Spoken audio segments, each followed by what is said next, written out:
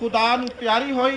ते अज सानू ये कलाम दसदा है कि जिहड़ा मेरे ते ईमान लियाउंदा है, मेरे भेजन वाले ते ईमान लियाउंदा है, जिहड़ा इस कलाम नूं सुनदा है और जिहड़ा इहदे ते अमल करदा है, वह हमेशा दी जिंदगी रखदा है। इसलिए अज ये कलाम साडे लई तसल्ली दा बायस है कि साडी भैण मरी नहीं बल्कि खुदा दे विच सौ गई है, खुदा दे कोल चली गई है, वो हमेशा दी जिंदगी दी वारस बन गई है।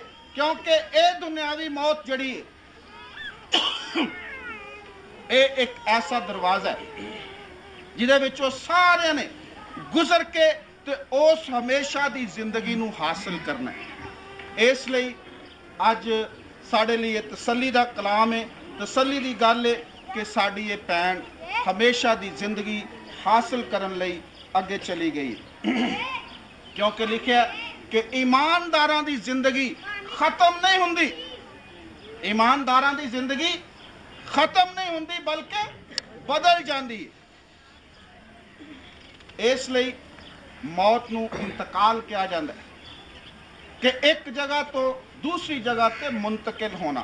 मसीही मजहब दे विच मौत कोई वड्डी